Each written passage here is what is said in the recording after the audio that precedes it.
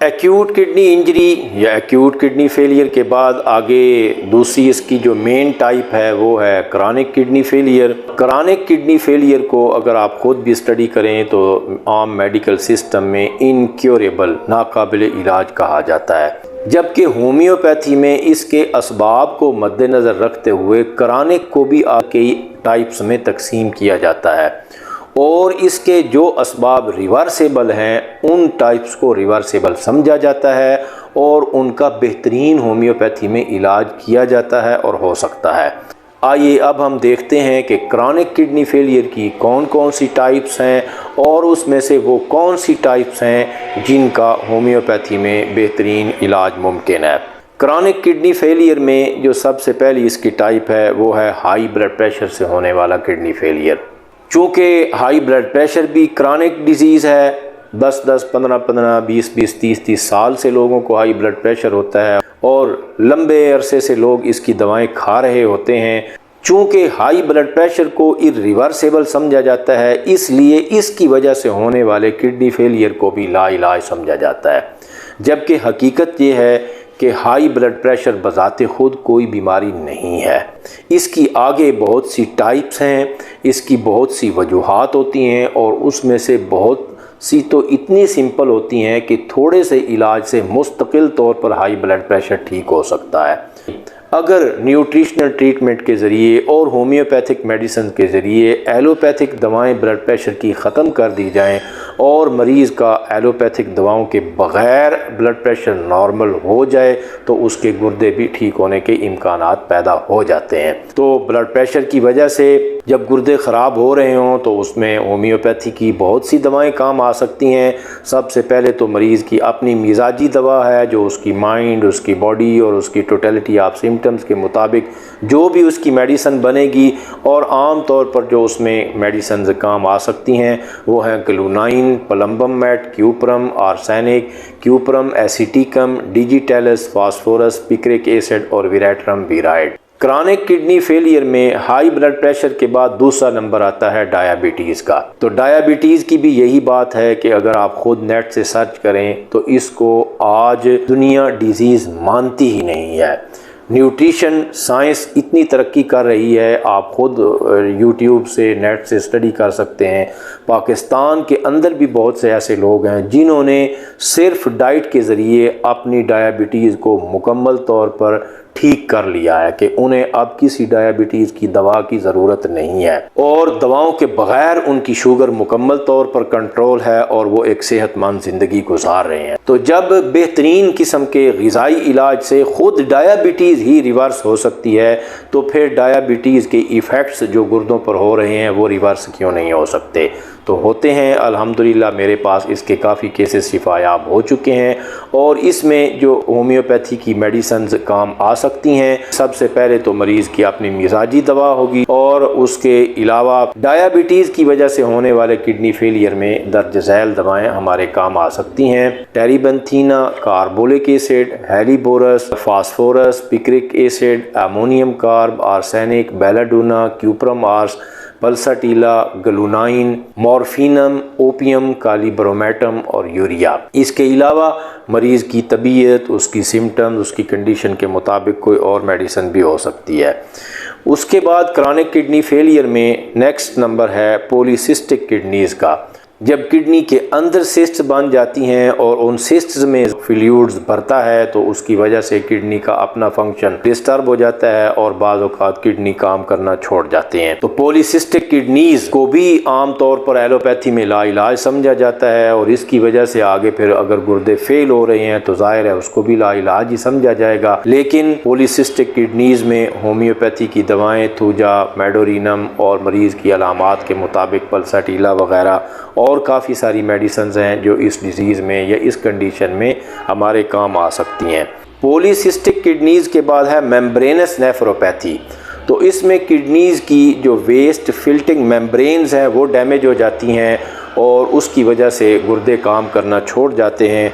तो इसमें भी अगर मरीज़ की मिजाजी दवा या उन मेम्ब्रेन्स के डैमेज होने का पीछे से जो भी सबब बना है, वो कोई ऑटो इम्यून डिजीज़ है या हाई ब्लड प्रेशर है या जो भी उसकी वजह है, अगर उसके बुनियादी सबब को समझ लिया जाए और उसकी सही ट्रीटमेंट की जाए तो उसमें भी बेहतरी का इम्कान हो सकता है। मेम्ब्रेनस नेफ्रोपैथी के बाद है obstruction of the urinary tract. Obstruction of the urinary tract acute में भी आया है, एक्यूट किडनी फेलियर में भी, और ये कोई क्रॉनिक टाइप की ऑब्स्ट्रक्शन भी हो सकती है और उसकी वजह से क्रॉनिक किडनी फेलियर भी हो सकता है। तो ये ऑब्स्ट्रक्शन फिर आगे ज़ाहिर है वो या ट्यूमर होगा या कोई स्ट्रक्चर होगा या फिर कोई क्रिस्टल होंगे या क्लॉट्स होंगे या जो भी हो इसकी वजह हो जिसकी वजह से आगे ऑब्स्ट्रक्शन है। तो अगर उस ऑब्स्ट्रक्शन को सही डायग्नोज कर लिया जाए और मरीज़ की अलामात के मुताबिक उसकी सही दवा तजवीज़ कर ली जाए, जो भी उसकी व्हाट्सएवर जो भी उसकी कंडीशन है, तो इसमें भी होम्योपैथी की दवाएँ मरीज़ की बेहतरीन मदद कर सकती हैं। ऑब्स्ट्रक्शन के बाद एक और कंडीशन है जिसकी वजह से क्रॉनिक किडनी फेलियर का केस बन सकता है, वो है वेजिको यूरिट्रल रिफ्लक्स। इसका एक केस पिछले दिनों में मेरे पास आया है। इसमें ये होता है कि जो गुर्दे से नाली आगे मसाने में जाती है, वहाँ जो वाल लगा हुआ है वो वाल बाज़ औक़ात काम करना छोड़ जाता है और पेशाब मसाने में जमा होने की बजाय वापस किडनी की तरफ ज़ोर मारता है। तो अगर इस तरह की कंडीशन बन जाए तो उसमें भी बाज़ औक़ात गुर्दा फेल होने का भी ख़तरा हो सकता है।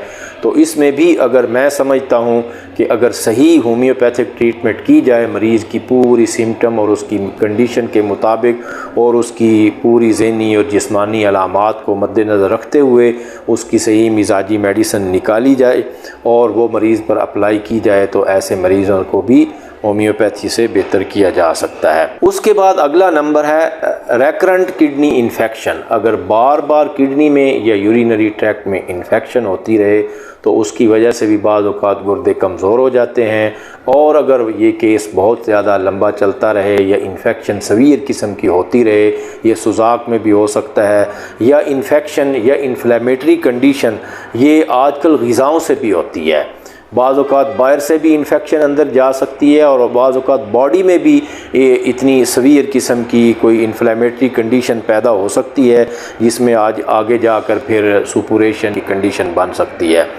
तो अगर उसके असबाब को ढूंढ लिया जाए और सही बेहतरीन मुंतखब शुदा होम्योपैथी की दवा दी जाए तो इसमें भी मरीज़ की बेहतरीन मदद की जा सकती है। और रेकरेंट किडनी इन्फेक्शन के बाद आगे फिर लूपस आ जाती है जो एक्यूट किडनी इंजरी में भी आई है।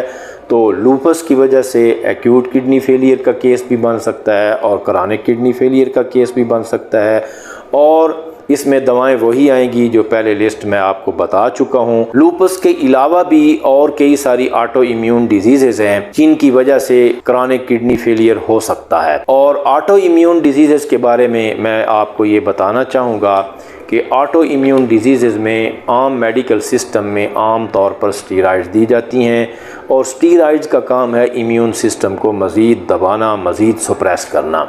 तो जो इम्यून सिस्टम पहले ही कमज़ोर होकर बॉडी के ख़िलाफ़ काम कर रहा है, अगर आप उसको मज़ीद कमज़ोर करेंगे तो वो मज़ीद ख़राब से ख़राब तर होता चला जाएगा। जबकि होम्योपैथिक सिस्टम में इम्यून सिस्टम को बहाल किया जाता है। किसी भी ऑटो इम्यून डिजीज़ की वजह से अगर गुर्दे ख़राब हो रहे हैं तो उसमें भी होम्योपैथी बेहतरीन मदद कर सकती है, बशर्ते कि आपका मुआलिज उसमें ये कैपेबिलिटी हो। बहुत सारी ऐसी थेरेपीज़ हैं जो ऑटो इम्यून डिजीज़ के पेशेंट को बहुत ज़बरदस्त हेल्प कर सकती हैं, और होम्योपैथिक मेडिसिन की भी बुनियादी फ़िलासफ़ी या होम्योपैथिक सिस्टम का भी बुनियादी जो काम है वो इम्यून सिस्टम को बहाल करना है।